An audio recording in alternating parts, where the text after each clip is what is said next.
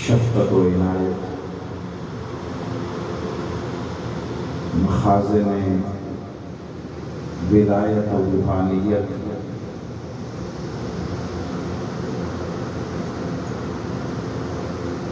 صاحبان عرفان و معرفت، جلیل القدر مشائخ و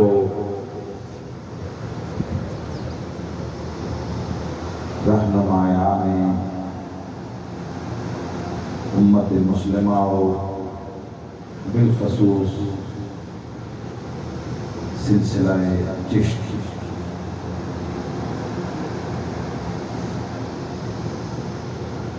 مریدین و متوسلین، محبین و متعلقین اور جملہ خوش بخت و سعادت مند اہل نسبت اور صاحبان معرفت، اللہ جل مجدہ کا بے حد و حساب لطف و کرم اور فضل و احسان کہ جس نے ہمیں ایمان اور اسلام کی عظیم نعمتیں بلا استحقاق محض اپنے فضل سے عطا فرمائے، اور پھر کرم بالائے کرم فرماتے ہوئے ان عظیم نعمتوں کی حفاظت کے لیے ہر زمانے اور ہر علاقے میں ایسی مفید اور مؤثر نسبتیں بھی عطا فرمائیں کہ جن کے ذریعے سے اہل ایمان کو نفس کے وسوسوں اور شیطان کے حملوں اور زمانے کے فتنوں سے حفاظت بخشے، اور بلا شک و شبہ ہم ایسی ہی عظیم اور مفید و مؤثر نسبتوں سے مزین اور نفع رساں اور عظیم تاریخی فیض بخش مقام اور بارگاہ مکھڈ شریف کے اس منور اور ظاہری باطنی طور پر معطر ماحول اور فضا میں حاضر اور جمع ہے، اور اللہ کی بارگاہ میں دعا گو اور التجا گزار ہے کہ وہ ان ساری نسبتوں کو ہمارے لیے نہ صرف دنیا و آخرت میں قائم اور سلامت رکھے، بلکہ ان کے فیوزات و برکات اور خیرات و حسنات سے ہمیشہ ہمیں حصہ عظیم عطا کر کے ہماری جھولیاں مالا مال فرمائے رکھے۔ میرے لیے جہاں یہ امر باعث 100,000 سعادت ہے کہ میں یہاں حاضر ہو کر چند کلمات سعادت دورین سمجھ کر ادا کر سکوں، وہاں ایک بڑا امتحان اور ابتلا بھی ہے۔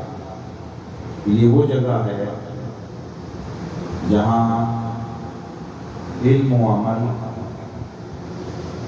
اور عطا و کسب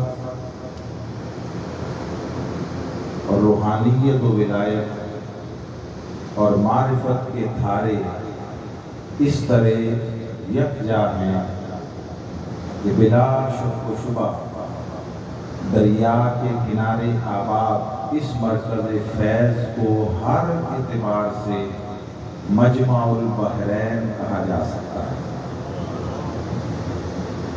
اور صدیوں سے جاری یہ سلسلہ فیض نہ صرف افراد امت کی باطنی سیرابی کا باعث بن رہا ہے، بلکہ علوم ظاہری کے اعتبار سے بھی تعلیم اور تربیت کی ایک اعلیٰ اور عظیم درسگاہ ہے۔ یہاں سے مشائخ وقت نے اکتساب فیض بھی کیا اور یہاں پر خدمت گزاری بھی کی۔ اللہ رب العزت یہاں سے فیض لٹانے والوں اور فیض پانے والوں ہر ایک کو دنیا و آخرت میں اپنے فضل و رحمت کے سائبان میں ہمیشہ اعلیٰ مرتبہ اور فائز فرمائے رکھے۔ جو کلمات قرآن مجید سے تلاوت کیے گئے،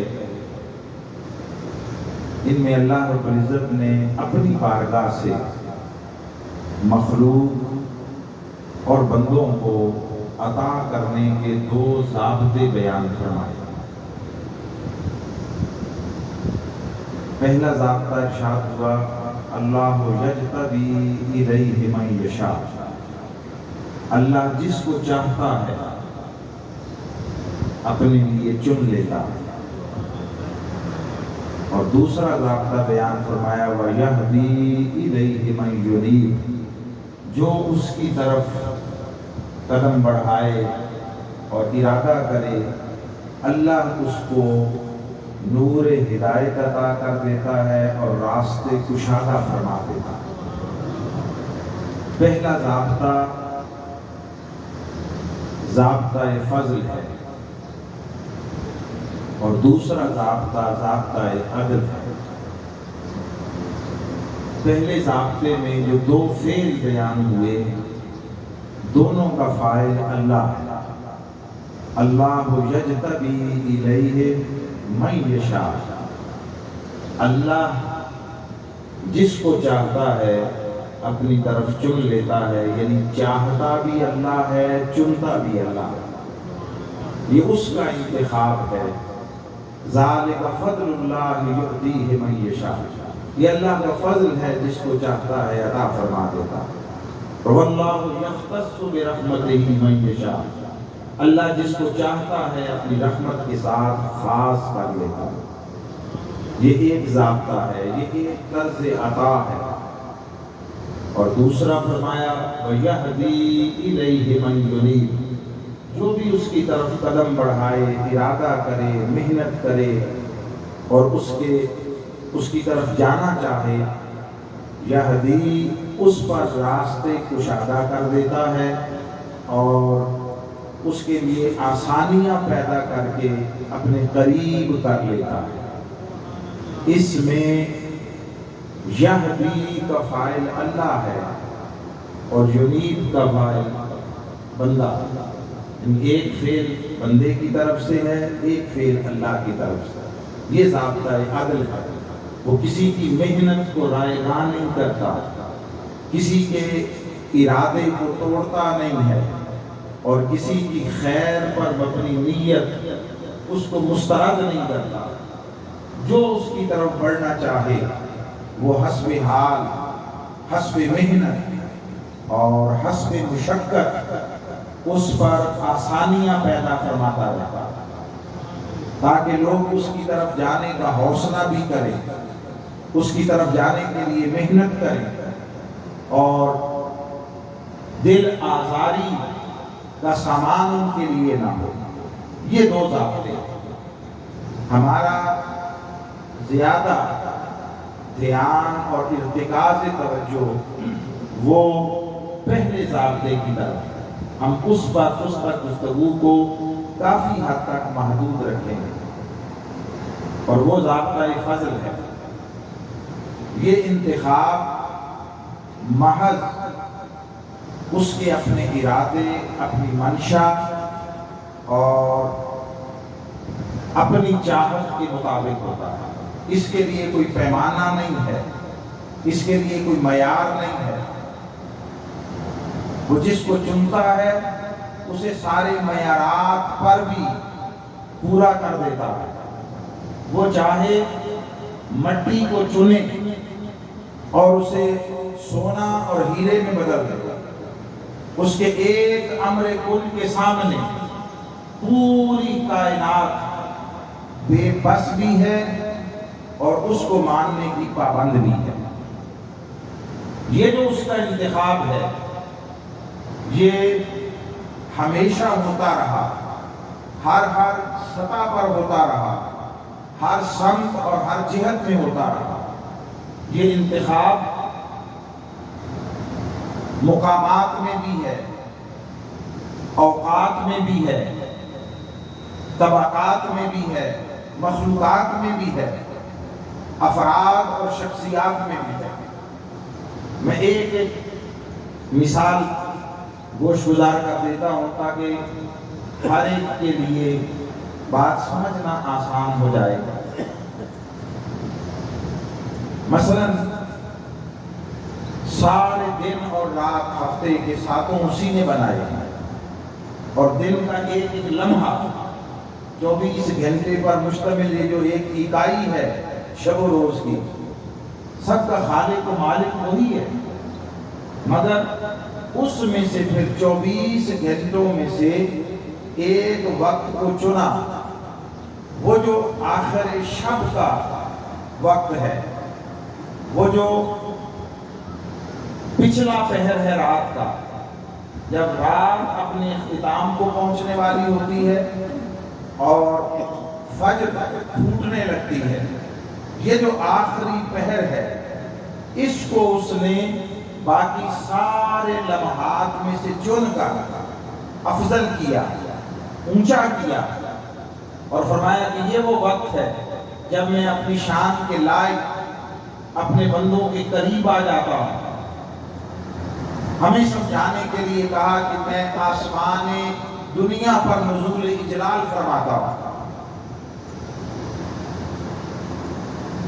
اور نہ صرف یہ کہ نزول اجلال فرماتا ہوں بلکہ پکارتا ہوں اپنی لسان قدرت سے اور اپنے لسان رحمت سے کہ ہے کوئی جو مجھ سے سوال کرے اور میں اس کا سوال پورا کر دوں، کوئی گناہوں کی بخشش مانگے اور میں اسے بخشش و مغفرت عطا کر دوں، کوئی مجھ سے رزق میں وسعت مانگے اور میں اسے وسیع و فراخ رزق عطا کر دوں، کوئی اپنے گناہوں کے بوجھ اتارنا چاہے اور بخشش کی خیرات لینا چاہے اور اسے وہ عطا کر دوں۔ یہ وہ لمحہ ہوتا ہے، یہ وہ وقت ہوتا ہے، گھڑی ہوتی ہے کہ جس وقت وہ اپنے بندوں کو بلا بلا کر عطا کرنے کے لیے بیٹھتا ہے، نوازتا ہے، دروازے کھول دیتا ہے، اور اس کا دست رحمت عطا کے ساتھ اس طرح اٹھتا ہے کہ کوئی اٹھ کر اس کی بارگاہ میں ایک سجدہ کر دے، ایک مرتبہ اسے محبت سے پکار لے اور اپنی آنکھوں پر اشک ندامت کا کوئی ایک چراغ جلا لے، تو وہ اس کی پچھلی عمر کے سارے گناہوں کو نہیں دیکھتا، اس کی نافرمانیوں کو نہیں دیکھتا، ساری عمر جو کچھ کرتا آیا ہے اس کو نہیں تکتا، وہ تکتا ہے کہ اس وقت میں بلا رہا تھا، یہ ان خوش نصیبوں میں سے ہے جو اٹھ کر آ گئے ہیں، میں اگر سب کچھ بھی معاف کر دوں تو مجھے کوئی پوچھنے والا نہیں۔ سو وہ اس لمحے عام ضابطوں سے ہٹ کر اس طرح وسعت کے ساتھ عطا کرتا ہے کہ جو انسان کے وہم و گمان میں بھی نہیں ہوتا۔ اس لیے عرفاء نے کہا کہ رات پوے تے بے دردانوں سکھ دی نیندر آوے اور درد مندانوں تانگ سجن دی ستیاں آن جگاوے۔ اس لیے کہ انہیں معلوم ہے اس وقت محبوب وہ خود بلا رہا ہے، تو انہیں محبوب سے ملنے کی تانگ اور امید اور اس سے کی کشش وہ بستر راحت چھڑا دیتی ہے۔ تو اس جو آخری لمحہ رات کو چنا، اس میں اس وقت کی اپنی کوئی محنت نہیں تھی، اپنا کوئی کسب نہیں تھا، بس یہ اس نے چنا اپنے لیے کہ یہ خاص عطا کے لیے یہ وقت چنتا ہوں، یہ اس کا فضل تھا۔ ہفتے کے 7 دن اس نے پیدا کیے، ہر ایک دن انہی ظاہری کیفیات کا حامل ہوتا ہے، مگر پھر ایک دن چنا اور اسے جمعہ قرار دے کر سید الایام بنا دیا، دنوں کا سردار بنا دیا، اور اس ایک دن کو باقی 6 کے 6 دنوں کے مجموعی احوال پر فضیلت عطا کی ہے۔ وہ جو نماز جمعہ رکھی، اس ایک نماز جمعہ کی فضیلت ہفتے کی باقی 34 نمازوں کی اجتماعی فضیلت سے بڑھا دی، ان پر فضیلت عطا کر دی ہے۔ تو یہ کیا ہے؟ جمعے کے دن کا اپنا کوئی کسب نہیں تھا، کوئی محنت نہیں تھی، کوئی اس جمعے کا اپنا عمل دن کا ایسا نہیں تھا، بس یہ اللہ کا فضل تھا، اسے چاہا اور باقیوں سے ممتاز اور منفرد بنا دیا۔ پھر اسی طرح مخلوقات ساری اسی نے پیدا کی، جن و انس پیدا کی، حور و غلمہ پیدا کی، ملائکہ پیدا کی، شجر و حجر، نباتات و جمادات، حیوانات پیدا کیے، ارض و سماوات پیدا کیے، ہر شے کو اسی نے پیدا کیا، مگر ان سب میں سے پھر ایک مخلوق کو چنا اور چن کر مجموعی طور پر اپنے امر قدرت اور امر کن سے باقی ساری مخلوقات پر فضیلت عطا کر کے حضرت انسان کو اشرف المخلوقات بنا۔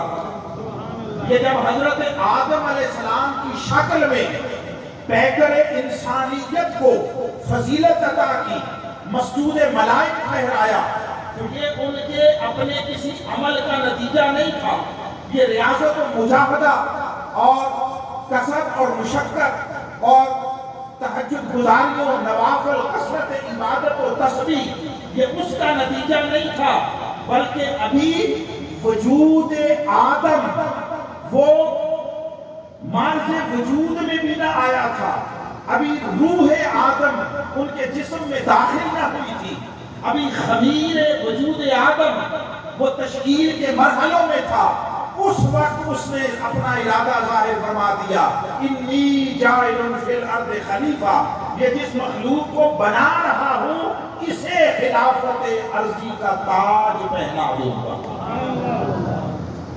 اور جس وقت بنا لیا اور فرشتوں سے کہا کہ سجدہ کرو، فرشتوں کے پاس کروڑوں برس کی عبادتیں تھیں۔ آپ نے سنا ہوگا علماء سے اس روایت کے ذوف و قوت سے قطع نظر ایک عزازیل شیطان کروڑوں سال کی عبادت کرتا رہا، اور اس نے آسمانوں کی دنیا کا چپا چپا اپنے سجدوں سے مزین کر دیا۔ اس کے پاس اور اسی کے ساتھ اور فرشتے بے شمار کروڑوں سالوں کی عبادتوں کا اپنے پاس ذخیرہ لیے ہوئے تھے، اور جس آدم کے سامنے جھکایا اور جس کو سجدہ تعظیمی کروایا، اس آدم کی کل کائنات اور اس کا سارا نامہ اعمال اس وقت ایک سجدے پر مشتمل تھا۔ جس کے پاس ایک سجدہ تھا اسے مسجود بنا دیا، اور جن کے پاس کروڑوں سالوں کے سجدے تھے انہیں اس کے سامنے جھکا دیا۔ اب یہ آدم کی علیہ السلام، یہ ان کی اپنی مشقت، ریاضت، مجاہدہ، اس کا صلہ نہیں تھا، یہ کیا تھا؟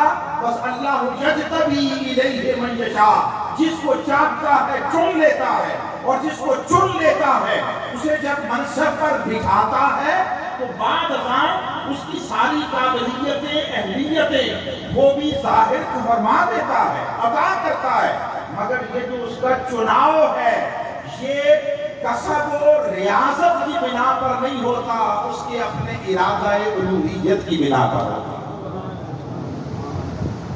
فرشتوں نے یہی کہا تھا نا، فرشتوں نے اب انہوں نے دیکھا کہ وہ عناصر اربع جن کو ملا کر وجود آدم کی خاکی تشکیل کی جا رہی ہے، آگ ہے، اس میں سب سے پہلے مٹی ہے، پانی ہے، آگ ہے، ہوا ہے، کسی میں خیر دکھائی نہیں دیتی تھی، مٹی میں کثافت ہے، گدلا پن ہے، پانی میں سیلابی خواص ہے، ہوا بھی طوفانوں اور آندھیوں کو اپنے اندر سموئے ہوئے ہوتی ہے، آگ چیزوں کو جلا دیتی ہے، بھسم کر دیتی ہے، خاکستر کر دیتی ہے۔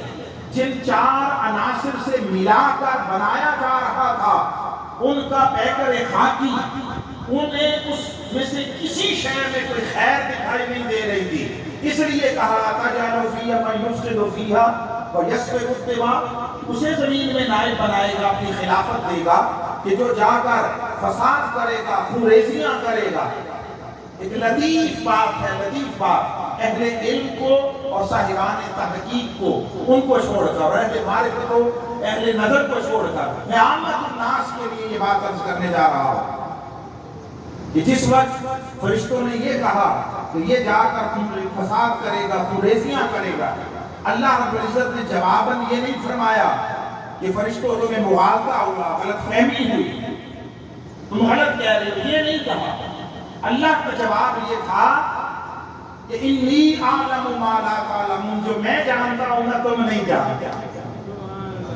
تمہارے ان کے علم کی محدودیت بیان کی اور اپنا علم اس کا لامحدود ہونا بیان کیا۔ تم فرشتے سے ہی ارض و سماوات کی کائنات میں ہر وقت سرگرداں رہتے ہو، مگر اس کے باوجود مت سمجھو کہ تم سب کچھ جانتے ہو۔ جہاں تمہاری نگاہ اور تمہارا علم جا کر درماندہ ہو جاتا ہے، اس سے آگے بھی حقیقتوں کے جہان ہے جو تم نہیں جانتے، میں وہ سب جانتا ہوں، اور تمہارے سامنے حاضر و موجودات ہوں گے، جو کچھ وجود میں آ گیا وہ دیکھ رہے ہوگے، میں وہ بھی دیکھ رہا ہوں جو ابھی پردہ اخفا میں ہے، غیب میں ہے۔ تو فرمایا جو میں جانتا ہوں وہ تم نہیں جانتے۔ پھر حضرت آدم علیہ السلام کو جب اللہ نے فضیلت عطا کرنا چاہی، پہلی فضیلت وہ کثرت عبادت نہ تھی، وہ کثرت تسبیح نہ تھی، وہ مشقت و ریاضت نہ تھی، جس شے کی بنا پر حضرت آدم علیہ السلام کا استحقاق خلافت وہ ملائکہ پر ظاہر کیا، وہ کیا شے تھی؟ وہ شے وسعت علم تھی۔ وَعَلَّمَ آدَمَ الْأَسْمَاءَ كُلَّهَا، آدم علیہ السلام کو ہر شے کا علم عطا کر دیا۔ ثُمَّ عَرَضَهُمْ عَلَى الْمَلَائِكَةِ، اب تقابل اور ان کے درمیان موازنہ یوں نہیں کیا کہ لاؤ تم بھی اپنی عبادتوں کا ڈھیر لے آؤ، تم بھی اپنی کثرت سجود لے آؤ، اور میں آدم کا بھی سارا نامہ اعمال کھلواتا ہوں، دیکھتا ہوں کس کے پاس زیادہ ہے۔ کثرت عبادت خلافت کا استحقاق نہ تھی، نہ بنائی۔ فرمایا یہ ساری چیزوں کا علم آدم کو عطا کرتا ہوں، اور ان کے سامنے رکھ دیا اور فرمایا تم بتاؤ ان چیزوں کے نام اگر تم اپنے اس دعوے میں سچے۔ اچھا وہ دعویٰ کیا تھا؟ ان کا دعویٰ مذکور نہیں ہے، مذکور نہیں ہے، مستور ہے، تیز سے، یعنی توئے سے مستور نہیں ہے، تیز سے مستور ہے۔ انہوں نے جب کہا کہ یہ جا کر فساد کرے گا، خونریزیاں کرے گا، وَنَحْنُ نُسَبِّحُ بِحَمْدِكَ وَنُقَدِّسُ لَكَ، مخفی پوشیدہ بات کی کہ یہ تو یہ کچھ کرے گا، ہم ہر وقت تسبیح کرتے ہیں، تقدیس کے گن گاتے ہیں، تیری عظمت اور سبوحیت کا بیان کرتے ہیں۔ معنی یہ تھا چھپا ہوا ہمیں کیوں نہیں یہ اعزاز عطا فرما دیتا، اس کی طرف اشارہ کیا۔ ان ساری چیزوں کے نام بتاؤ اگر اپنے دعوے میں سچے ہو۔ تو لطیف نکتے ہیں، موضوع سے چاہے ہٹ کر صحیح، میں چاہتا ہوں آپ کے گوشت گزار کر دوں۔ جب انہوں نے یہ کہا اللہ رب العزت نے چیزیں ان کے سامنے رکھ دی اور فرمایا ان چیزوں کے نام بتاؤ۔ کس کو؟ انبئونی باسماء ہؤلاء ان کنتم صادقین، ان ساری چیزوں کے نام مجھے بتاؤ اگر اپنے دعوے میں سچے۔ فرشتوں سے کہا مجھے بتاؤ، انہوں نے کہا قالوا سبحانک لا علم لنا الا ما علمتنا، ہمیں نہیں معلوم، تو پاک ہے ہر عیب کمزوری سے، ہم اتنا ہی جانتے ہیں جتنا تو نے ہمیں سکھایا۔ فرشتوں کو تو اللہ نے سکھایا، آدم کو کس نے سکھایا تھا؟ جی بولیے۔ وَعَلَّمَ آدَمَ الْأَسْمَاءَ، اللہ نے سکھایا تھا۔ یہ اس کا فضل و انتخاب ہوتا ہے، کسی کو چاہے تو کروڑوں سالوں میں اتنا دے، کسی کو چاہے ایک لمحے میں سارا عطا۔ یہ اس کے فیصلے ہیں، یہ مبنی پر حکمت بھی ہوتے ہیں، مبنی پر فضل بھی ہوتے ہیں۔ تو جس کے پاس دیکھو اس کے فضل کی وسعت دکھائی دیتی ہے، اس کے کرم کا ظہور دکھائی دیتا ہے، اس کی رحمت اور مہربانی دکھائی دیتی ہے، ناپسندیدگی آتی ہے جو آہستہ آہستہ نفرت اور عداوت تک لے جاتی ہے۔ جس پر دیکھو اللہ کا فضل ہے، دو کام کرنے والے ہوتے ہیں۔ نمبر ایک، اس صاحب فضل کے قریب ہو جاؤ، اس کے ساتھ جڑ جاؤ، اس کے ساتھ جڑنے سے تمہیں اس کی سنگت، صحبت اور قربت سے اللہ کی اس نعمت میں سے حصہ ملے گا جو اللہ نے اس کو عطا کیا۔ اور وہ خود بھی چاہے تو خوش ہو کر کہ یہ میرے صاحب فضل کے ساتھ بیٹھا ہے، اس پر بھی فضل کے دروازے کھولے۔ تو انہوں نے کہا، اللہ نے فرمایا کہ مجھے بتاؤ ان چیزوں کے نام۔ انہوں نے کہا نہیں جانتے۔ اب اللہ نے آدم سے کہا انبئہم باسمائہم، اے آدم تم انہیں ان چیزوں کے نام بتاؤ۔ ایک جیسا اسلوب نہیں ہے، نہ دونوں سے کہا کہ مجھے بتاؤ، نہ دونوں سے کہا ایک دوسرے کو بتاؤ۔ یعنی یاد فرماتا آدم سے بھی کہ آدم مجھے بتاؤ، فرشتوں سے بھی کہتا مجھے بتاؤ، نہیں، فرشتوں سے کہا مجھے بتاؤ، آدم سے کہا انہیں بتاؤ۔ یہ بات سمجھنے والی، یہ آغاز ہے نبوت کا، ابتدا ہے، ابتدائی سادہ مرحلہ ہے نبوت کا، آغاز ہے جس کی تکمیل و اختتام تاجدار کائنات صلی اللہ علیہ وسلم پر آ کر ہونی ہے۔ مگر وہاں بھی اللہ کو عصمت نبوت اس قدر عزیز ہے کہ وہ فرشتوں کو اور صاحب نبوت کو ایک جیسا نہیں کھڑا کرتا، ایک درجہ نہیں دیتا۔ فرشتوں سے کہا مجھے بتاؤ، آدم سے کہا انہیں بتاؤ، فرشتوں سے نہیں کہا آدم کو بتاؤ۔ کیوں؟ بتا سکتے یا نہ بتا سکتے، امکان ہوتا، یہ ممکن ہے اللہ نے انہیں علم دیا ہوتا تو بتاتے، تو جب بتاتے تو فرشتوں کو آدم کو بتانے کا معنی یہ ہوتا کہ فرشتہ نبی کو سکھا سکتا ہے، نبی کو بتا سکتا ہے۔ اس کا معنی یہ ہے کہ فرشتہ استاد ہو سکتا ہے نبی کا۔ فرمایا نہیں، فرشتوں مجھے بتاؤ، میرے متعلق یہ کوئی گمان نہیں کر سکتا، اور آدم تم انہیں بتاؤ تاکہ پتہ چلے نبوت کا پہلا دن ہو ظہور کا، تب بھی وہ فرشتوں سے لینے والی نہیں ہوتی، فرشتوں کو دینے والی ہوتی۔ سبحان اللہ،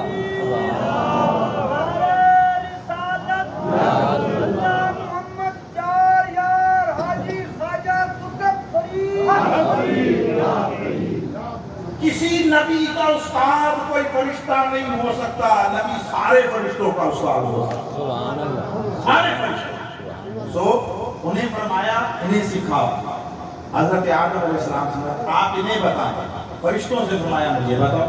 اچھا، جب بتا دیا، اللہ نے پورا جملہ فرمایا، جب کہا کہ انبئہم باسماء ہؤلاء، جب انہیں ان کے نام بتاؤ، فلما انبأہم باسمائہم، جب انہوں نے نام بتا دیے حضرت آدم نے، اب عجیب جملہ ارشاد فرمایا ہے، عجیب، قال الم اقل لکم انی اعلم غیب السماوات والارض، اللہ فرمایا میں نہیں کہتا تھا کہ میں آسمانوں اور زمین کے سارے غیب جانتا ہوں۔ پورا رکوع پڑھ لیں، پوری سورہ بقرہ پڑھ لیں اور اس مضمون کے سارے مقامات قرآن مجید میں سے پڑھ لیں۔ فرشتوں نے کہیں علم الہی پر تو بات نہیں کی تھی، فرشتوں نے یہ تو نہیں کہا تھا کہ مولا تو نہیں جانتا معاذ اللہ، ایسی بات تو نہیں کی۔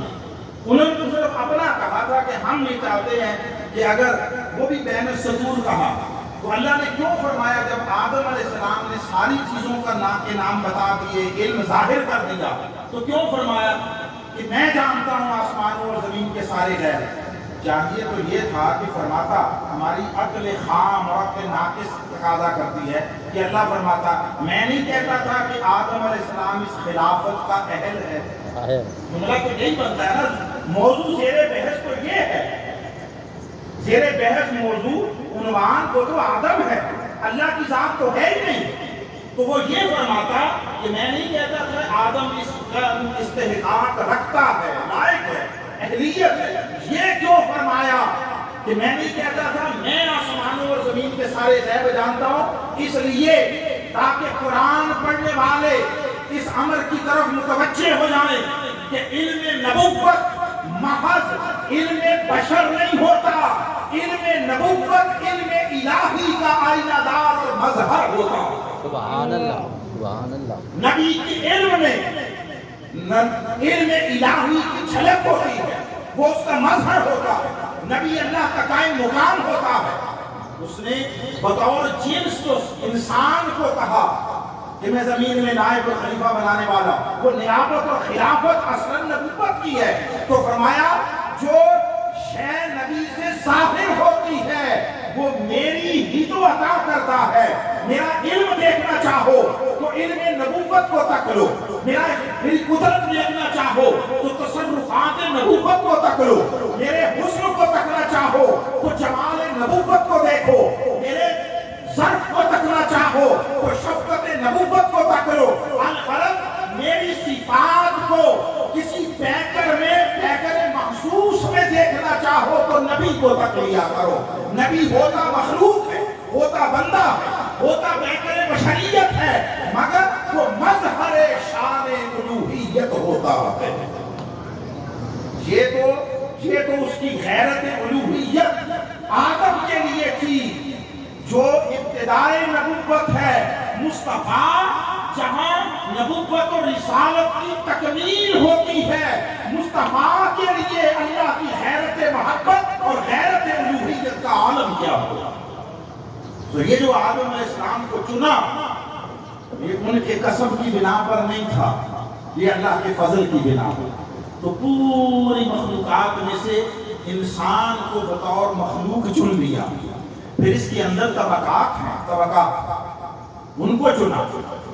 جتنے رسول نبی تھے اسی نے چنے، مگر پھر چن کر جدا جدا فضیلتیں عطا کر دی۔ تلک الرسل فضلنا بعضهم علی بعض، ہیں یہ سارے رسول مگر جدا جدا فضیلتیں عطا کی ہیں۔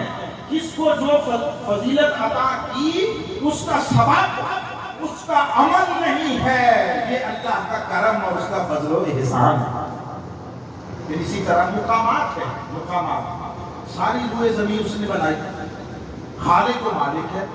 اب پہاڑ ہوں یا دریا و صحرا، جنگل ہوں، ویرانے ہوں یا شہر اور آبادیاں، سب اسی نے بنایا، مگر اس نے کچھ مقامات کو چنا۔ میں صرف اشارتاً بات کر کے آگے بڑھ رہا ہوں، سب سارے اسی نے بنائے۔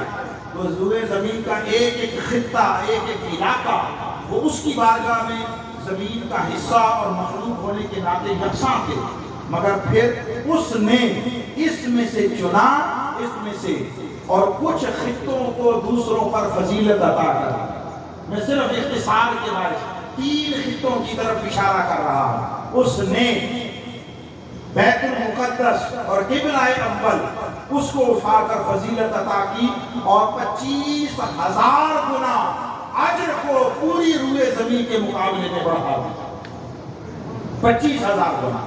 پھر اس نے خطہ مدینہ کو چنا اور اسے چن کر اپنے محبوب کی نسبت سے اس کو تمام روئے زمین پر کیے جانے والے اعمال صالحہ کے اجر کے اعتبار سے 50,000 گنا فضیلت کا حامل بنا دیا۔ اور پھر اس نے اپنی طرف منسوب شہر مکہ جسے بیت اللہ جہاں ہے اس کو چنا، اور چن کر اعمال صالحہ، نیکی، اطاعت، عبادت و بندگی اس کے اجر کے اعتبار سے روئے زمین سے 1 लाख गुना अजर बढ़ा दिया। ये जो फजीलत अता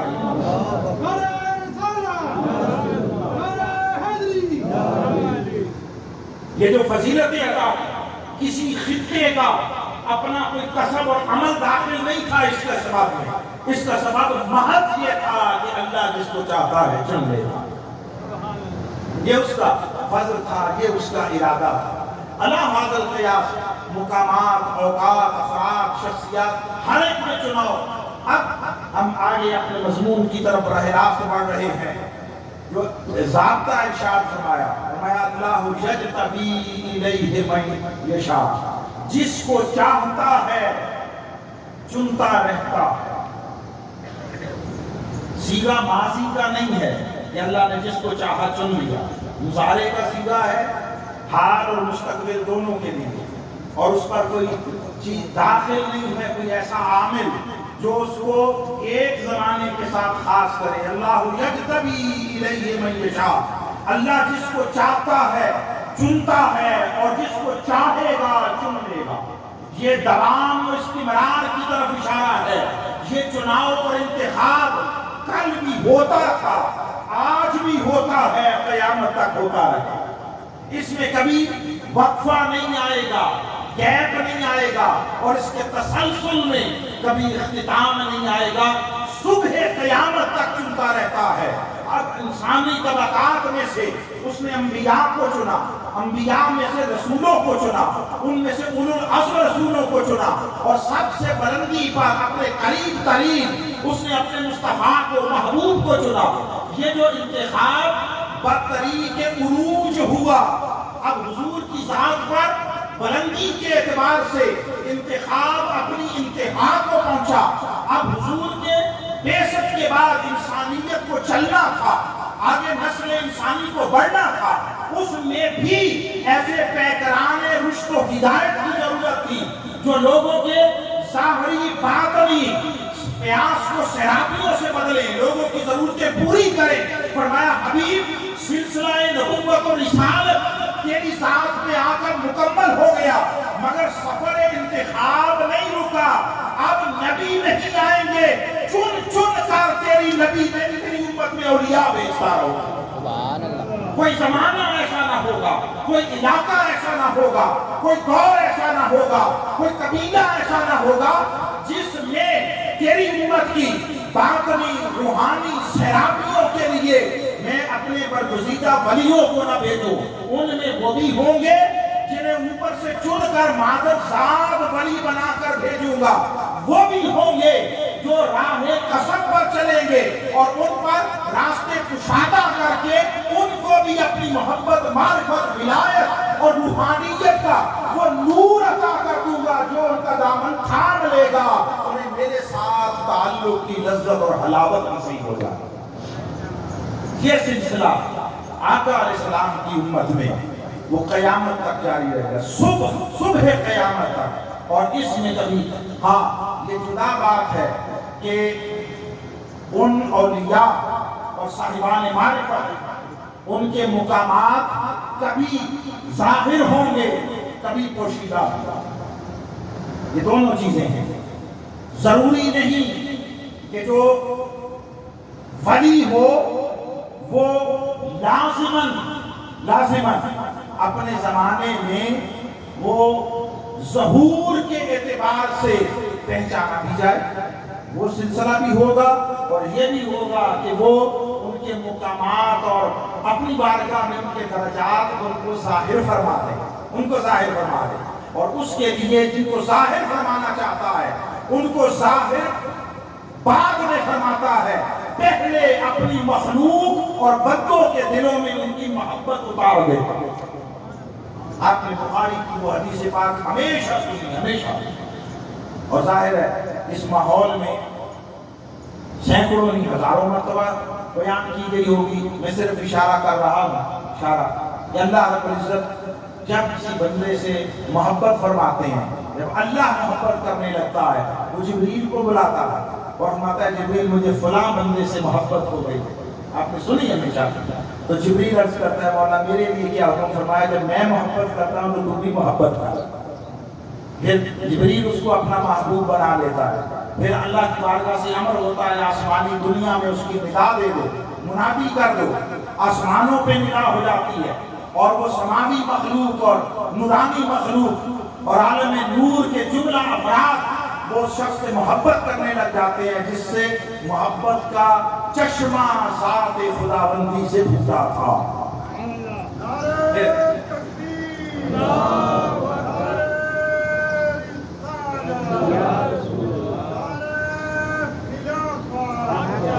رب ذوالجلال جبریل کو زمین پر اتار دیتے ہیں اور فرماتے ہیں کہ میرا بندہ وہ رہتا تو زمین پر ہے، زمین پر، تو اس کی محبت، اس کی مقبولیت جب تک زمین پر نہ اترے گی تب تک لوگوں کو کیسے پتا چلے گا؟ پھر اس بندے کی محبت و مقبولیت اللہ جبریل کے ذریعے اپنے امر کے ذریعے ہر اس فرد کے سینے میں اتار دیتا ہے جس کے دل میں اللہ کی محبت ہوتی ہے۔ یہ جو اولیاء کی محبت ہے، قرآن کی محبت ہے، صلحاء کی محبت ہے، اللہ والوں کی محبت ہے، یہ خاندان، رنگ، نسل، قوم، قبیلہ ان میں سے کسی بنیاد پر نہیں ہوتی۔ یاد رکھیے اس کی بنیاد محض محبت الہی ہوتی ہے۔ جو اللہ سے محبت کرنے والا ہوتا ہے اللہ اس بندے کی محبت اس کے دل میں ڈال دیتا ہے جس سے خود محبت کرنے لگتا ہے۔ تو یہ محبت ادھر سے آتی ہے، ادھر سے۔ اس لیے آپ دیکھتے ہیں کہ صدیاں گزر جائیں، صدیاں، ہزار سال گزر گئے، نہ قوم، قبیلہ، علاقہ، زمانہ ہے، کوئی شے باہم ایک دوسرے کے ساتھ رابط قائم کرنے والی نہیں ہے۔ اس کے باوجود آج نسلیں گزر گئی، صدیاں گزر گئی، وہ دلوں میں محبت ہے۔ لوگ مشرق و مغرب سے سفر کر کے وہ بغداد کی طرف جاتے ہیں اور چوکھٹ اور دہلیز پر کھڑے ہو کر نذرانہ محبت پیش کرتے ہیں۔ کوئی حضرت خواجہ اجمیر کی طرف جاتے ہیں، کوئی حضرت داتا گنج بخش علی حجویری کے بارگاہ میں جاتے ہیں، حضرت بابا فرید کی طرف جاتے ہیں، حضرت پیر سیال کی بارگاہ میں جاتے ہیں۔ اور ایک بات طے ہے، نسبت جہاں جہاں بھی ہو آپ روئے زمین گھوم لیں، اس ضابطے میں کوئی فرق نہیں دیکھیں گے۔ نسبت کسی سلسلے اور کسی بزرگ سے ہو، جس کو کسی بزرگ کی نسبت میسر ہے وہ ہر کسی بھی سلسلے کے بزرگ سے عقیدت بھی رکھتا ہوگا، اس کے ساتھ محبت بھی کرتا ہوگا۔ ایسا نہیں ہے کہ سلسلہ چشتیہ میں ہو تو اس کے لیے سلسلہ نقشبندیہ کے بزرگوں کے لیے احترام نہ ہو، سلسلہ سہروردیہ میں ہو اور وہ سلسلہ اویسیہ کے لیے احترام و عقیدت نہ رکھتا ہو۔ جڑا ہوا کسی ایک کے ساتھ ہوتا ہے مگر احترام، محبت اور عقیدت کا تعلق ہر اس شخص کے ساتھ ہوتا ہے جسے اللہ کے ساتھ تعلق ولایت نصیب ہوتا۔ کیوں؟ یہ سارا ایک ہی سلسلہ ہے، ایک ہی سلسلہ۔ جیسے یہ بجلی ہے، آ رہی ہے تو جہاں سے سپوز تربیلا سے آ رہی ہے تو اب آگے اس سے مختلف مظاہر ہیں، بلب بھی چل رہے ہیں، پنکھے بھی چل رہے ہیں، لاؤڈ اسپیکر بھی چل رہا ہے، آپ کے گھروں کے فریج بھی چل رہے ہیں۔ ان کے پیچھے ان سب چیزوں کو چلانے والی طاقت وہ ایک ہی ہے اور وہ کرنٹ ہے جو اسی ایک جگہ سے آ رہا ہے۔ لوگوں کوئی سلسلہ ہو اور کسی زمانے کے بزرگ ہو، یہ سارے اس بجلی کی کرنٹ اور پاور کی طرح ایک ہی سلسلے سے جڑے ہوئے ہیں۔ وہ سلسلہ جس کا آغاز اور جس کا سرچشمہ ذات خدا سے ٹوٹا، اس کے لیے مثال بطور دلیل عرض کر دوں۔ آپ قرآن مجید کا مطالعہ کریں تو اللہ رب العزت نے ہدایت، معرفت، ایمان اس حوالے سے جب بھی بات کی، اپنے لیے بھی کی، انبیاء کے لیے بھی کی، تو جو ہدایت ہے اسے نور اور جو گمراہی ہے اسے اندھیرا، تاریکی اور ظلمت کہا۔ پورے قرآن کا مطالعہ کر لیں، پورے قرآن کا، جہاں بھی نور کا ذکر ہے صیغہ واحد میں ہے، اور ظلمت، اندھیری، تاریکی اور گمراہی کا جہاں بھی ذکر ہے صیغہ جمع میں ہے۔ اللہ جب لوگوں کو ہدایت کی طرف لاتا ہے گمراہی بد اعتقادی سے نکال کر، تو فرمایا یخرجکم من الظلمات الی النور، تاریکیوں میں سے نکالتا ہے، روشنی میں لاتا ہے، اندھیروں میں سے نکالتا ہے، اجالے میں لاتا ہے۔ کسی جگہ پر نہیں فرمایا اندھیروں کے مقابلے میں کہ اندھیروں سے نکالتا ہے، اجالوں میں لاتا ہے، من الظلمات الی الانوار نہیں فرمایا۔ اور جہاں اولیاء الطاغوت ہیں، شیطان کے ولی اور دوست ہیں، ان کے لیے فرمایا کہ یخرجونکم من النور الی الظلمات، وہ روشنی سے نکالتے ہیں اور تاریکیوں میں لے جاتے ہیں، وہ اجالے میں سے نکالتے ہیں اور اندھیروں میں لے جاتے ہیں۔ نور ہمیشہ سنگل اور واحد کیوں اور ظلمات ہمیشہ جمع کیوں؟ فرمایا اس لیے کہ سلسلہ نور خدا کی ذات سے شروع ہو کر مصطفیٰ، رسل، انبیاء، اولیاء، صلحاء، صوفیاء، جہاں بھی ہوگا سلسلہ نور ایک ہوگا۔ اس میں وحدت ہے، اس میں جلوہ توحید پایا جاتا ہے۔ یہ سارے مظاہر ہیں، مظاہر ہیں، یہ وہ چیزیں ہیں جن کے اندر وہ کرنٹ آتا ہے اور ان کی افادیت ظاہر ہوتی ہے۔ کہیں بلب جل گیا، پنکھا چل گیا، آپ کی کوئی اور ضرورت اس کو پورا کر دیا، پیچھے پاور وہی، وہ ایک نور خدا ہے۔ جہاں تک تاریکیوں کا تعلق ہے، ظلمات کا تعلق ہے، فرمایا اس کی ہزاروں قسمیں، ہزاروں، وہ دنیا پرستی ہے، وہ نفس پرستی ہے، وہ حب جاہ و منصب ہے، وہ حرص و لالچ ہے، وہ نفرت و عداوت ہے، کدورت ہے، بغض و حسد ہے، اناد ہے۔ ارے اندھیرے ہزاروں اقسام پر مشتمل ہیں، مگر نور اور روشنی ایک ہی ہے۔ وہ جہاں سے ملے اس کا تعلق ایک سرچشمہ خیر سے۔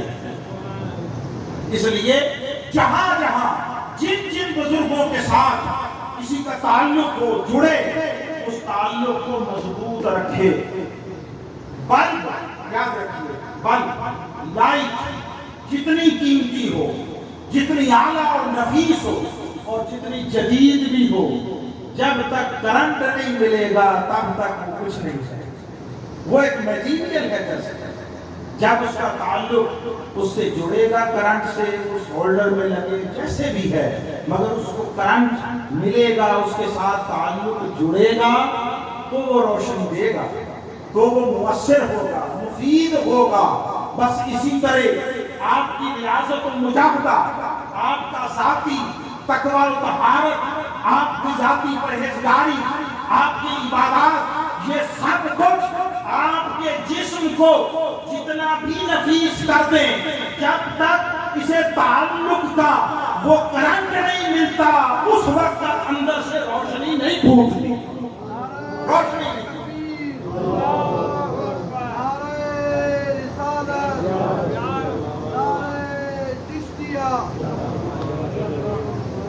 بعض لوگ، یہ ہر زمانے میں ہوتا رہا، پہلے بھی ہوتا تھا، ابھی ہوتا ہے، نا بھی ہوتا رہے گا، بعض لوگ ذہنوں میں التباس پیدا کر دیتے ہیں، ابہام پیدا کر دیتے ہیں، اور وہ یہ کہتے ہیں کہ ہمارے لیے مجموعہ ہے تعلیمات، خواہ وہ قرآن ہو، خواہ وہ کتب احادیث ہو، یہ کافی ہیں، ہمیں کسی افراد یا شخصیات کی ضرورت نہیں ہے، بس ہمارے لیے یہ مجموعہ ہے تعلیمات کافی۔ ایک اوپر کے درجے کی دلیل دے دیتا ہوں، ایک نیچے اور پھر اختتام کی طرف جاتے ہیں۔ اللہ رب العزت نے ہمیشہ یاد رکھیے، انسانیت کے رشد و ہدایت کے لیے دو ذرائع اور دو سورس بنائے، ایک ذریعہ اور سورس وہ نبی ہے اور دوسرا وحی ہے۔ نبی اور وحی، ان دو ذریعوں سے ہدایت پہنچائی ہے۔ پوری تاریخ انسانی میں حضرت آدم علیہ السلام سے لے کر آقا علیہ السلام کی ذات اقدس تک کل تاریخ انبیاء و امم مطالعہ کر لیں، کسی ایک جگہ بھی اس ضابطے کا خلاف نہیں ہے جو آپ تک پہنچانے جا رہا ہوں۔ وہ یہ ذریعے تو دو بنائے ہدایت کے، ترتیب ہمیشہ ایک رکھی، اس نے پہلے ہمیشہ نبی سے جوڑا ہے پھر وحی سے جوڑا ہے، شخصیت کے ساتھ پہلے جوڑا ہے، تعلیم کے ساتھ بعد میں جوڑا ہے۔ کوئی ایک مقام پوری انسانی تاریخ میں 1.25 انبیاء میں سے ایک بھی استثناء نہیں ہے۔ اگر محض تعلیمات کافی ہوتی تو وہ انبیاء کی شکل میں شخصیات نہ بھیجتا، وہ تعلیمات بھیجتا، اس کے پاس بھیجنے کے 1000 ذرائع، 1000 طریقے، وہ بغیر اسباب کے بھی بھیج سکتا تھا ہر کسی کو۔ وہ تعلیم الہی پر مشتمل وحی ربانی کی کوئی شکل دے دیتا، لکھے ہوئے مل جاتے، لوگوں کو پڑھنا آ جاتا، سمجھنا آ جاتا، مگر ایسا نہیں کیا۔ اس نے نبی کو پہلے بھیجا ہے، اس کے ذریعے وحی کو بعد میں بھیجا ہے، تاکہ لوگ فرد اور شخصیت کے ساتھ پہلے جوڑے اور اس کے آئینہ سیرت و کردار کی روشنی میں پھر وہ اس وحی الہی کی تعلیم سے جڑے اور اس کے مقصود کو سمجھ بھی سکیں اور اپنا بھی سکیں۔ آقا علیہ السلام کی شخصیت کو لقد کان لکم فی رسول اللہ اسوۃ حسنہ کہہ کر قیامت تک کے لیے رول ماڈل اور مینارہ نور قرار دیا۔ قرآن مجید کے درجنوں مقامات ایسے ہیں اور تمام کا عبادات کا معاملہ ایسا۔ آپ سیرت النبی صلی اللہ علیہ وسلم کو ٹچ کیے بغیر نہ مقصود تعلیم قرآن سمجھ سکتے ہیں، نہ اس کی منشا پر عمل کر سکتے ہیں۔ حکم آ گیا اقیموا الصلاۃ، نماز قائم کرو۔ صلاۃ کے عربی لغت میں 50 سے زائد معنی، 52 کے قریب معنی ہے لفظ صلاۃ کے، اور سب ایک دوسرے سے مختلف، ڈیفرنٹ۔ کس معنی کو لیا جائے گا، اس پر عمل کی صورت کیا ہوگی، اطلاق کیسے ہوگا، اس کو کیسے وہاں تک مخصوص کیا جائے گا، اور کسی دوسرے معنی کی طرف جانے سے حد کیسے ظاہر ہوگی۔ صحابہ آگے آقا علیہ السلام کے پاس صحیح بخاری اور سوال کیا کیف نصلی، یا رسول اللہ فرمائیے ہم کیسے صلاۃ پڑھیں۔ یہ ہندوستان کے لوگ نہیں تھے جنہیں صلاۃ کا معنی نہیں آتا، یہ میں اور آپ نہیں تھے، یہ صاحبان لغت تھے، اہل زبان تھے، ان کے سامنے 50 سے زائد معانی صلاۃ کے قطار بنا کر کھڑے تھے۔ یہ وہ لوگ تھے جو ماں کی گود سے نیچے پاؤں رکھتے تو لغت عرب پر انہیں عبور حاصل ہوتا، اور اتنا عبور زبان دانی پر کہ باقی ساری دنیا کے لوگوں کو عجمی جملہ کہتے تھے۔ انہوں نے اپنی کلام اور شاعری کے دیوان لکھ کر کعبۃ اللہ میں لٹکا رکھے تھے بطور چیلنج۔ ہے کوئی دنیا کی قوم جو اس کے مقابلے کا ادب اور لٹریچر تسلیم کر سکے؟ ایک چیلنج تھا۔ ان لوگوں کے معاشرے میں اقیم الصلاۃ کا معنی آیا، کیوں دوڑے چلے گئے سارے حضور کے پاس، کیف نصلی، کوئی پرابلم تو تھی نا۔ تو آقا علیہ السلام حضور کی عظمت کے اور آقا علیہ السلام کی فصاحت لسانی پر قربان جائے، جن کو اللہ نے صاحب جوامع الکلم بنایا، 4 لفظوں کا جملہ کہا، ٹوٹل 4 لفظوں کا، اور نماز کی کل حقیقت بیان کر دی، نماز کا طریقہ، نماز کے آداب، نماز کی روح، مقصود و منشأ نماز، سب کچھ بیان کر دیا۔ فرمایا صلو کما رأیتمونی اصلی، 4 لفظ ہیں، ایسے پڑھو جیسے مجھے پڑھتا ہوا دیکھتے ہو۔ مجھے معلوم ہے میں چاروں طرف علماء کے حصار میں ہوں، اور مجھے اپنی کم علمی بلکہ لا علمی اور طریقہ معنی کا پورا احساس ہے۔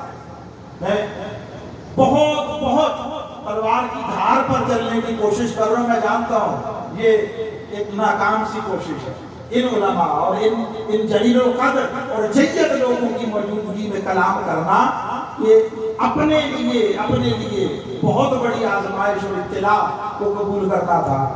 4 لفظ ہیں، ان میں اس جملے کو اگر یوں کہا جائے تو لغوی اعتبار سے غلط نہیں ہوگا۔ اگر یوں کہا جاتا صلو کما اصلی، پڑھو جیسے میں پڑھتا ہوں، یہ نہیں کہا پڑھو جیسے میں پڑھتا ہوں، تو میں صلو کما رأیتمونی اصلی، ایسے پڑھو جیسے مجھے پڑھتا ہوا دیکھتے ہو۔ سبحان اللہ۔ معارف کے سمندر ہیں، سمندر۔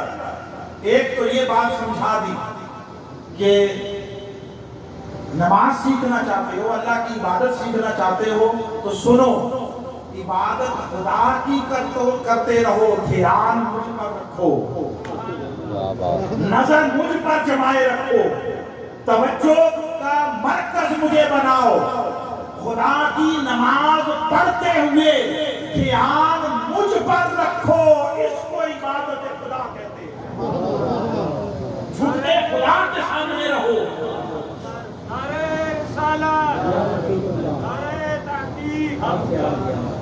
خدا کے سامنے جھکتے رہو اور مجھے تکتے رہو، اس کو اللہ کی عبادت کہتے ہیں۔ جس عبادت میں مرکز نگاہ ذات مصطفیٰ نہ ہو اور دھیان کا قبلہ اور توجہ کا کعبہ مصطفیٰ کی ذات نہ ہو، وہ عبادت نہیں ہے، کوئی شرارت ہے، شرارت ہے، اس کے سوا کچھ نہیں۔ نماز اور عبادت کی ڈیفینیشن یہ ہے کہ مقصود خدا کی رضا ہو اور مرکز نگاہ ذات مصطفیٰ ہو۔ صحابہ تکتے تھے اور تکتے رہتے تھے، نگاہ مصطفیٰ پر جمائے رکھتے تھے۔ تو ایک تو یہ کہا نگاہ مجھ پر رکھو، دھیان مجھ پر رکھو، یہی عبادت خدا ہے۔ اور یہ نہیں کہا صلو کما اصلی، کیوں؟ اس راہ پر لگایا ہی نہیں کہ میرے جیسی پڑھو جیسی میں پڑھتا ہوں۔ کون حضور جیسی پڑھ سکے گا؟ ہائے ہائے، حضور جیسی۔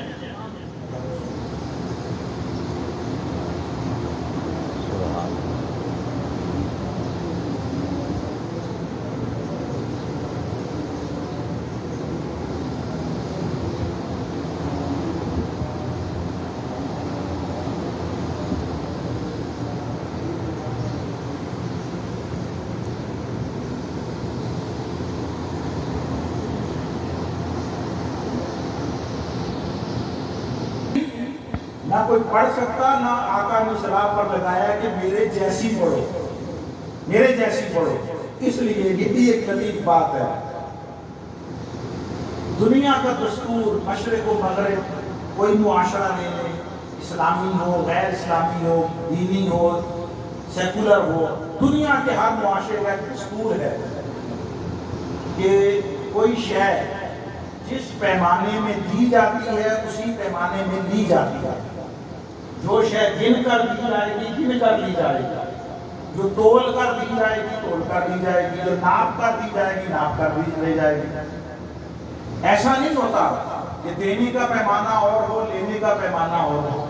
آپ سے کسی نے 2000 روپے لیے ہوں، واپس لینے آئے تو آپ کے مجھے 2 کلو روپے ہو، ایسا تو کبھی نہیں ہوتا نا۔ جو چیز گن کر دی 2000 دیے تھے تو 2000 ہی لیں گے، 2 کلو نہیں لیں گے، ایسا ہی ہے۔ اب کتنی عجیب بات ہے، اللہ نے دین میں تمام ارکان و فرائض لازم گن کر دیے۔ نمازیں کتنی بولیے؟ 5 بولیے نا۔ نعرہ آپ اپنی مرضی سے لگاتے ہیں، میں نے کبھی 36 سال میں کسی ایک مجلس میں نہیں کہا نعرہ لگاؤ یا ہاتھ کھڑا کرو یا سبحان اللہ لگاؤ، کبھی نہیں کہا، واہ خدا۔ میرے سوال کا جواب اس لیے دے دیں کہ مجھے آگے بڑھنے میں آسانی۔ نمازیں کتنی ہیں؟ 5۔ روزے کتنے ہیں؟ 30۔ حج صاحب استطاعت پر کتنے فرض ہیں؟ 1۔ زکوٰۃ کتنی ہے؟ 2.5%۔ ایسے ہی ہے، 5، 30، 1، 2.5 عدد ہے نا، عدد سب کچھ گن کر فرض کیا نا، گنتی کے ساتھ۔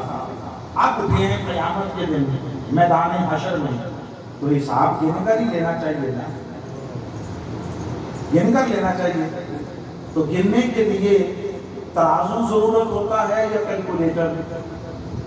بولیے، کیلکولیٹر ضرورت ہوتا ہے نا. تو اسے چاہیے نا قیامت والے دن میدان حشر میں کیلکولیٹر دے کر بٹھائے اور ہر آدمی اپنی فائل لے کر آئے تو اس میں دیکھے اس کی عمر کتنی تھی، کتنی نمازیں فرض تھی، گنے کاؤنٹ کرے کتنی پڑھی ہیں، تو حساب کرے ٹھیک ہے اس پر 7,000 نمازیں فرض کی پوری ہیں، چلو جاؤ پاس. ایک حج فرض تھا، کر لیا، جاؤ پاس. 30 کے حساب سے سالانہ روزے بالفرض کہ 9,000 روزے فرض تھے، پاس جاؤ. اور زکوٰۃ ہر سال 2.5% دینی تھی، پاس دینی. ایسی چاہیے تھا نا. یہ اس نے میزان کی شکل میں ترازو دے کر کیوں بٹھایا ہے؟ اس کی بارگاہ میں سوال تو بنتا ہے نا، مولا فرض سب کچھ گن کر کیا ہے، حساب تول کر لینے کے لیے فرشتہ بٹھا دیا ہے، یہ تو پیمانہ ہی بدل گیا. تو ایسا تو دنیا میں نہیں ہوتا. یہ جو فرض سب کچھ گن کر کیا، حساب تول کر کیوں لے گا؟ اب اس حدیث کے ساتھ جوڑ رہا ہوں. نہیں فرمایا صلو کما اصلی، میرے جیسی پڑھو، نہیں، اس لیے کہ مصطفیٰ جیسی اور پھر انبیاء اور اولیاء جیسی کوئی نہیں پڑھ سکتا، دیکھنے میں ایک جیسی ہوتی ہے. فرمایا اس لیے صلو کما اصلی نہیں کہہ رہا کہ میرے جیسی پڑھو، میرے جیسی کون پڑھ سکتا ہے؟ ہمیں نماز کو درکنار، امت کی ساری عبادتیں ایک طرف، مصطفیٰ کی محض نیند ایک طرف ہے، نیند ایک طرف. اور اس لیے بھی کہ کسی کے ذہن میں یہ شیطان، یہ وسوسہ، یہ خناس ڈال سکتا تھا. اور بعض لوگوں نے اس کا اظہار بھی کیا کہیں کہیں کہ امتی عبادت کی تعداد میں، عبادت میں نبی سے آگے بڑھ سکتا ہے. کیسے؟ دلیل ہے ان کے پاس. انہوں نے کہا کہ نماز فرض ہوئی بے شک کے 10 سال بعد، 10 سال بعد. تو عرصہ حیات ظاہری نماز کی فرضیت کا آقا علیہ السلام کی حیات مبارکہ میں کل ہوا 13 برس. حضور نے فرض جب اللہ کی طرف سے ہو گئی تو 13 سال نماز پڑھی. اس سے پہلے آقا اپنے ذوق بندگی میں پڑھتے تھے، جس میں حضرت مولا علی شیر خدا بھی ساتھ پڑھتے تھے. روئے زمین پر آقا کے ساتھ سب سے پہلے جن 2 شخصیات نے نماز پڑھی وہ ایک حضرت خدیجہ الکبریٰ رضی اللہ تعالیٰ عنہا اور دوسرے حضرت مولا علی شیر خدا کرم اللہ. حضرت مولا علی شیر خدا فرماتے ہیں میں نے لوگوں کے نماز پڑھنے سے 7 سال پہلے نماز شروع کر دی. آپ نے سنتے ہیں واقعات، اس طرح میں نہیں جا رہا.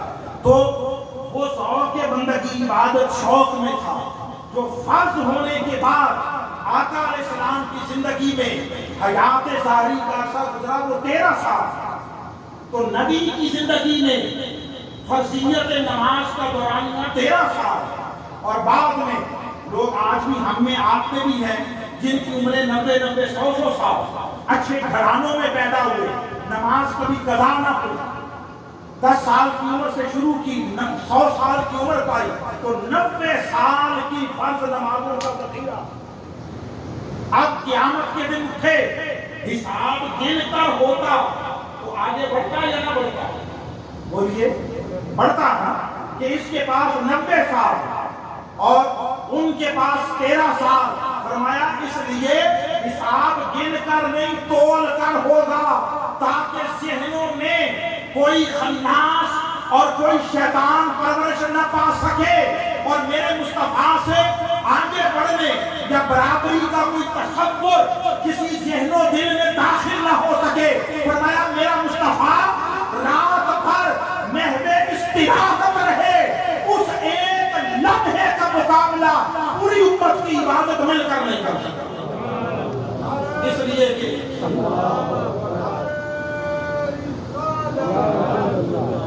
اس لیے کہ تمہاری نیندیں غفلت ہیں، مصطفیٰ کی نیند اللہ کی قربت. تمہاری نیندیں تمہیں اپنا آپ بھلا دیتی ہیں.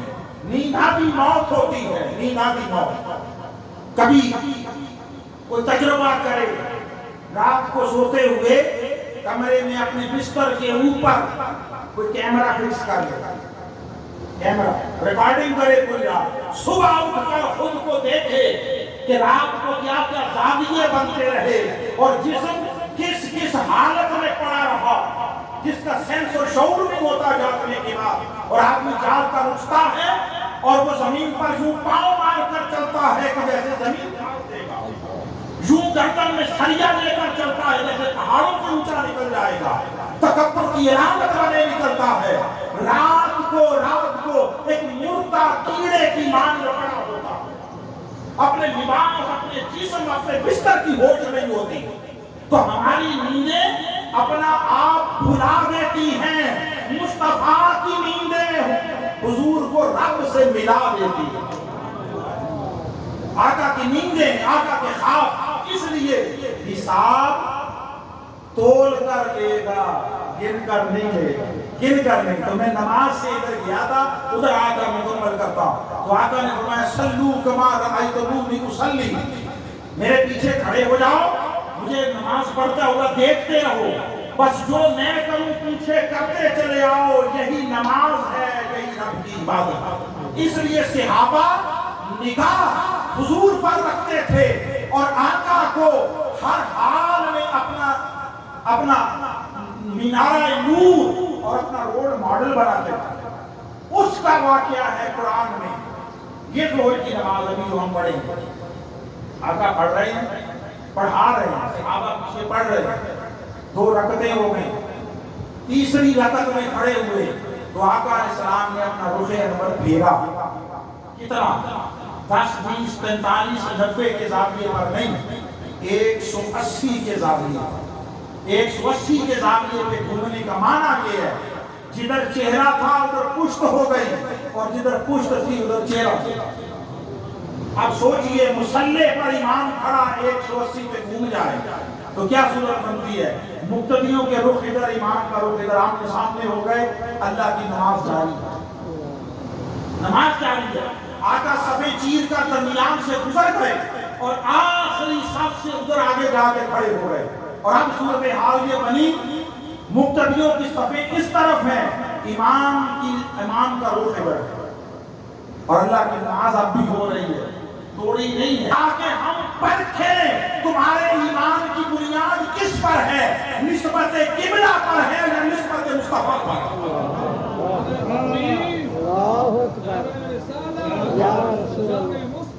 فرمایا وما جعلنا القبلۃ التي كنت عليها. ہم سے کسی نے پوچھا تو کہنے لگا اگر حضور کو ہر شے کا علم ہے, پتا تھا, تو جب پتا تھا کہ منہ ادھر کرنا ہے تو پہلے ادھر منہ کر کے نماز شروع کیوں کی تھی؟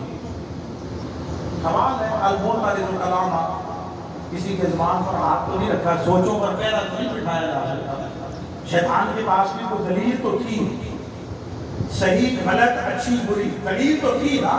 اس نے کہا انا خیر من خلقتنی من نار وخلقتہ من طین, دلیل تو تھی. تو انہوں نے کہا جب پتا تھا کہ ادھر منہ کر لینا ہے تو ادھر منہ کر کے شروع کیوں کیا؟ ہم نے عرض کیا کہ آپ حضور پر بحث نہ کیا کرو, حضور پر کلام نہ کیا کرو. یوں کیوں نہیں سوچتے جس پر سب متفق ہیں, اس پر تو کسی کا آپ کا بھی اختلاف نہیں, اللہ کو تو سب پتا ہے نا. تو اللہ سے پوچھو, درمیان میں جو آ کر تحویل قبلہ کا حکم دیا, جب پتا تھا ادھر منہ کرنا ہے تیسری رکعت میں تو پہلے ہی ادھر کرا دیتا, پہلے ہی ادھر کرا دیتا. اللہ کو تو پتا تھا نا, تمہیں خبر نہیں ہے کیا ہے. یہ محبت کیا امتحان تھا. وما جعلنا القبلۃ التي كنت عليها, حبیب ادھر قبلہ پہلے بنایا اس لیے تھا لنعلم, تاکہ ہم جانیں, ہم دکھا سکیں, پرکھ سکیں من یتبع الرسول, کون رسول کے پیچھے آتا ہے.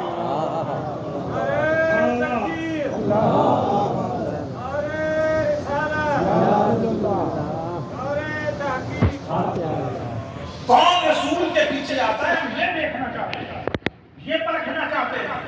اگلا حصہ جملے کا یوں نہیں ہے کہ کون رسول کے پیچھے آتا ہے اور کون قبلے پر رہتا ہے، یہی ہونا چاہیے تھا نا؟ نہیں، اگلا جملہ بڑا عجیب ہے، ہم یہ جاننا چاہتے تھے کون رسول کے پیچھے آتا ہے، ممن ینقلب علی عقبیہ، اور کون دین سے الٹے پاؤں نکل جاتا ہے۔ مولا ادھر تو قبلہ ہے، اس نے فرمایا ہے نہیں، تھا۔ مولا ابھی ایک لمحہ پہلے، تم کہتے ہو ایک لمحہ پہلے، ہم کہتے ہیں صدیاں بیت گئی، تب تک قبلہ تھا جب تک یار کو قبول تھا، جب تک محبوب کو پسند تھا، جب محبوب کا دل ادھر سے ہٹا اسی لمحے قبلہ نہ رہا۔ ارے ہم نے نماز مکمل کرنے کا حکم نہیں دیا، نماز مکمل کرنے کا کہ محبوب نماز مکمل کر لو پھر ادھر کر لینا، نہیں، سوڑیا تیرے دل سے اتر گیا، اب قبلہ ہی نہ رہا، اب قبلہ ہی نہ رہا۔ ہم کوئی قبلے اپنے لیے بناتے ہیں، ہماری حاجت نہیں، محبوب قبلے تیرے لیے بناتے ہیں، اس لیے دیتے ہیں اس قبلے کی طرف۔ کس قبلے؟ قبلہ مکہ نہیں، مسجد حرام نہیں، قبلہ تن، یہ تنوین ہے، نظرہ ہے، تعمیم ہے، تعمیم ہے۔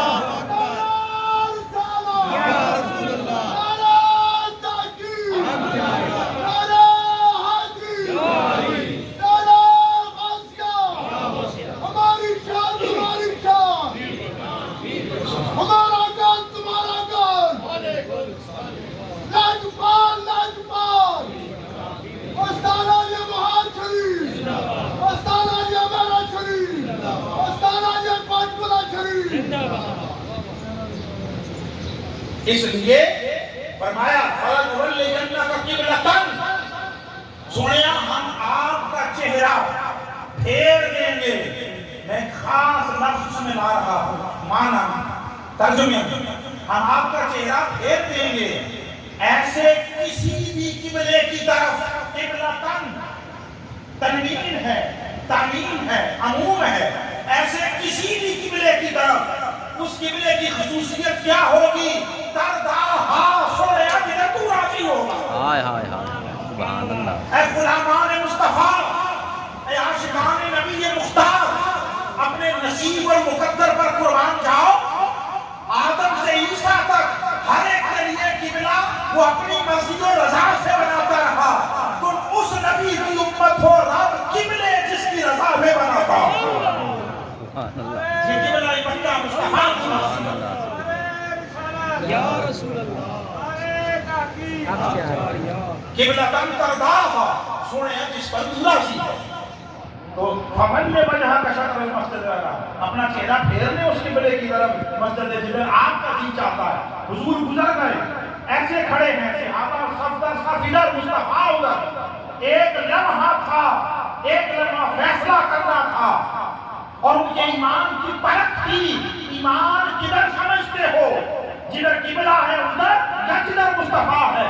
وہ صحابہ عاشقان مصطفیٰ حضور کے پرمردہ تربیت، انہوں نے ایک لمحہ سوچا اور اگلے لمحے فیصلہ کیا۔ سب نے کیا فیصلہ ذاتی تھا، انفرادی نماز تھی، مشاورت کی مجلس نہیں تھی کہ مل کر اجتماعی طور پر کیا سب نے انفرادی کیا، ایک ہی۔ ارے چھوڑو سمتوں کو، ادھر جاؤ جدھر مصطفیٰ ہے۔ آپ سے ایک سوال پوچھتا ہوں، نماز ہو رہی ہے، امام دوران نماز مصلی چھوڑ جائے، چھوڑ سکتا ہے نا، 100 عوارض لاحق ہوتے ہیں بشری، مصلی چھوڑ جائے، خالی ہو جائے تو کیا کریں گے؟ نماز توڑ دیں گے؟ نہیں، پیچھے والا شخص مصلی پہ جائے گا، نماز کنٹینیو کریں گے، جاری رہے گی۔ حکم فقہ اور حکم شریعت یہ ہے، دوران نماز امام مصلی چھوڑ دے تو جو پیچھے کھڑا ہے وہ مصلی پر جائے۔ اس لیے امام کے پیچھے ترجیحاً وہ کھڑا ہو جو مقتدیوں میں کمپیریٹیولی مقابلتاً سب سے بہتر ہے امام کی بات۔ یہ جتنا مسئلہ مجھے اور آپ کو پتا ہے، 14 صدیوں کے بعد 4 کتابڑیاں پڑھ کر، صحابہ کو نہیں پتا تھا؟ بولیے، پتا تھا؟ صدیق، عمر، عثمان و علی رضوان اللہ تعالیٰ علیہم اجمعین جیسے لوگ تھے کوئی حضور کے مصلی پر نہیں گیا، کوئی حضور کے مصلی پر نہیں گیا، سارے ادھر مڑ گئے۔ کیوں؟ ہمیں صرف اتنا پتا ہے کہ جب بھی کوئی امام مصلی چھوڑے تو اس کے پیچھے والا مصلی پر چلا جائے، انہیں یہ پتا تھا۔ مگر اس سے بڑی اور اہم بات بھی پتا تھی، کیا؟ جب کوئی امام ہو مصلی چھوڑے تو مصلی پر جاؤ، جب مصطفیٰ امام ہو مصلی پر نہ جاؤ، جدھر مصطفیٰ گئے ادھر جاؤ۔ اس لیے کہ قبلہ بھی ادھر ہے جدھر مصطفیٰ ہے، خدا بھی ادھر ہے جدھر مصطفیٰ ہے۔ اس لیے مصلی کو چھوڑا، مصلی ہوتے پڑے رہیں گے۔ ان کا ایمان اس چیز پر اسٹیبلش تھا کہ دین، ایمان اور خدا کی رضا وہ مصلوں میں نہیں ہے، مصطفیٰ کے قدموں میں۔ وہ سب گھوم گئے، سب گھوم گئے۔ ہم گئے جب پہلی دفعہ عمرہ کرنے، کھڑے تھے وہاں، دیکھ رہے تھے وہ مسجد قبلہ طیب، اس کے جو اب انٹری والا مین دروازہ ہے وہاں پہلے جان مصلی ہوتا تھا نا اس وقت پہ، اب وہاں اوپر انہوں نے ایک جان نماز بنائی ہوئی۔ امام ایسے کھڑے تھے آپس میں کہ بھئی یہاں پہ ہوگا مصلی اور اس طرف پڑھے ہوں گے پھر نماز کی حالت میں یوں۔ تو وہ کوئی صاحب آ گئے، انہوں نے کہا کہ نہیں ایسے نہیں ہے کہ جیسے آپ سمجھ رہے ہیں، یہ ایسے تھا کہ نماز کے دوران خیال آیا تو بعد میں حکم آ گیا اور نماز کے بعد انہوں نے دوسری دریب اگلی نماز میں پھر گئے۔ تو میں نے کہا پھر وہ تو ساری مسجدیں جہاں کی تھی ساری مسجدیں قبلہ طیب ہو جانی چاہیے، سب میں دو جگہ اس وقت تک ادھر تھا، تو اور بھی جو مسجد تھی وہاں بھی ادھر ہی کر کے پڑھ رہے، اس کو خالی قبلہ طیب کیوں کہتے ہیں؟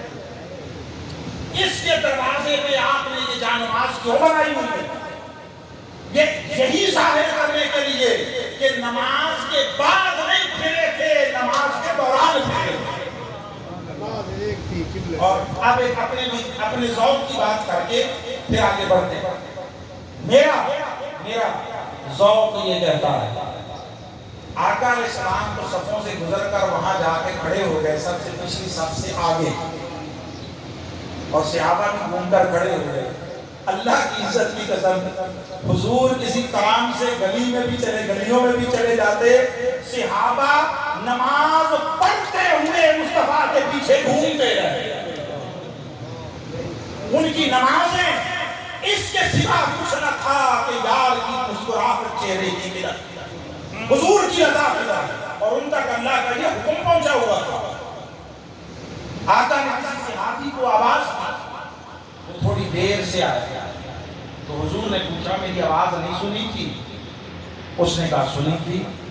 میں دیر سے کیوں آیا؟ اس نے کہا میں اللہ کی نماز پڑھ رہا تھا۔ بولیے کیا؟ اللہ کی نماز پڑھ رہا تھا۔ بڑی جینوئن ریزن تھی، بڑا ٹھوس جواز تھا، مضبوط دلیل تھی۔ آقا علیہ السلام خاموش ہو گئے۔ حضور تو آئے اس لیے کہ لوگوں کا اللہ سے تعلق کے بندگی جوڑے اور سروں کو اللہ کی بارگاہ میں سر پر سجود کریں، پیشانیاں اس کے نور سجود سے آباد کریں۔ جب اس نے وجہ بیان کی کہ اللہ کی نماز پڑھ رہا تھا، حضور خاموش ہو گئے۔ اب سنیے، جس نے بلایا تھا یعنی آقا، حضور جواب سن کر خاموش ہو گئے۔ وہ جس کی نماز پڑھ رہا تھا اور اس نماز کی وجہ سے دیر سے آیا تھا، وہ رب چپ نہ رہا، اللہ چپ نہ رہا۔ اللہ نے آیت اتار دی، یا ایھا الذین آمنوا استجیبوا للہ والرسول اذا دعاکم لما یحییکم۔ ایمان والو، جب تمہیں اللہ بلائے، ارے بلایا مصطفیٰ نے تھا، بلایا مصطفیٰ نے تھا، تو اللہ نے یوں نہیں کہا کہ جب تمہیں فقط رسول بلائے، استجیبوا للہ والرسول اذا دعاکم، جب تمہیں خدا بلائے اور رسول بلائے بھاگے آیا کرو، بھاگے آیا کرو، چونکہ ان کے بلانے میں تمہارے لیے زندگی۔ سو اب حکم یہ تھا شریعت کا کہ اگر آقا کسی کو بلا لیں، وہ نماز میں بھی ہو، جہاں نماز ہو وہیں چھوڑ کر مصطفیٰ کی خدمت میں آ، حضور کی خدمت میں آ آ جائے اور آقا کسی کام بھیج دیں اور وہ گلیوں میں چلا جائے، بازاروں میں پھرے، لوگوں سے راستے میں حال احوال دریافت کریں، آقا کسی کو پیغام دینے کا کہیں پیغام دے کر آئے، باتیں کرتا پھرے، گلیوں میں گھومیں، 100 بار کعبے کو پشت ہوتی رہے اور سارا کام جو آقا نے سپرد کیا کر کے واپس پلٹے، حضور رخصت دے دے، اجازت دے دے، بس ٹھیک ہے اب جاؤ۔ اب حکم شریعت یہ تھا اور ہے، واپس پلٹ کر آئے تو نئے سرے سے نماز نہیں پڑھنی، جہاں چھوڑ کر گیا تھا وہیں سے پڑھے۔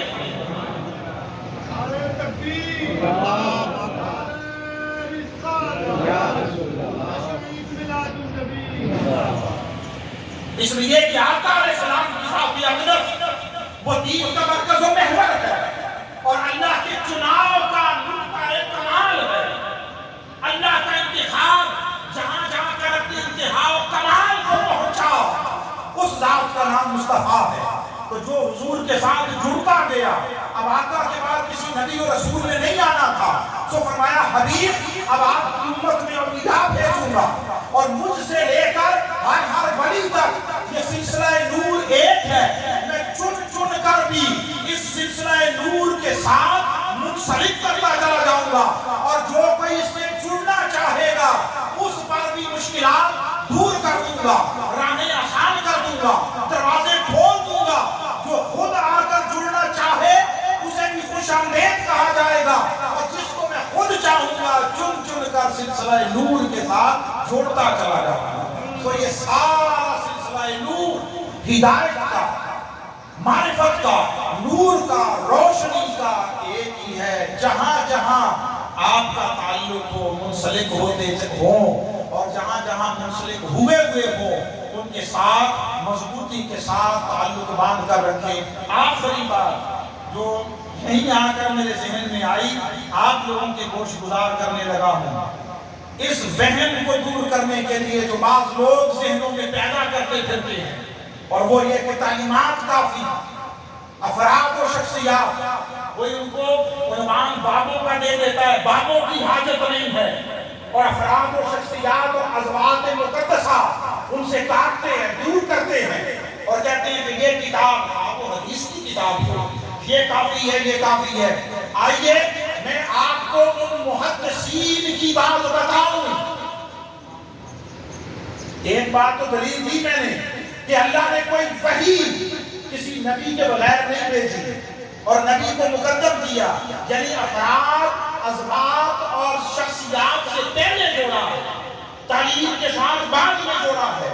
پھر آقا علیہ السلام کی ذات اقدس حضور کی امت میں قرآن کے بعد سب سے اعلیٰ شے حدیث ہے، حدیث ہے۔ آپ اس کا حال سن لیں، یہ کئی کتابوں میں یہ روایت آئی، سب سے اونچی ابن ماجہ انہوں نے اپنی سنن میں بیان کی ہے، اسی طرح طبرانی نے، بہقی نے اور ابن قیم نے اور دیگر نے اور سیوطی نے شرح سنن ابن ماجہ۔ اس کو امام عبدالسلام بن ابی السلط الحربی انہوں نے روایت کیا، امام علی بن موسیٰ رضا سے، وہ اپنے والد امام موسیٰ رضا سے، وہ امام جعفر بن محمد سے، وہ اپنے والد امام محمد الباقر سے، اور وہ امام علی بن حسین سے، اور وہ اپنے والد امام حسین سے، اور وہ اپنے والد حضرت علی بن ابی طالب سے روایت کرتے ہیں۔ یہ روایت پڑی کسی وجہ سے، اینڈ پہ اس کا جملہ ہے، وہ کہتے ہیں کہ آقا علیہ السلام نے فرمایا کہ حضرت علی بن ابی طالب کرم اللہ وجہہ الکریم، آپ روایت کرتے ہیں کہ آقا علیہ السلام نے فرمایا ایمان دل سے پہچاننے، زبان سے اقرار کرنے اور ارکان پر عمل کرنے کا نام ہے۔ یہ تو ہو گیا آقا علیہ السلام کا قول مبارک الحدیث۔ اب اس پر امام ابن ماجہ کے شیخ امام ابو سلط حربی ان کا ذرا تبصرہ سن لیں۔ جو لوگ کہتے ہیں کہ افراد و شخصیات اور کوئی بابے کہہ دیتا ہے، کوئی فلاں فلاں کہہ دیتا ہے، ان کی کوئی اہمیت نہیں ہے، یہ وہ کہتے ہیں امام ابن ماجہ کے شیخ امام ابو سلط الحربی کہ اگر یہ سند فقط سند قول مصطفیٰ کی بات نہیں ہے، سند سے مراد ان افراد و شخصیات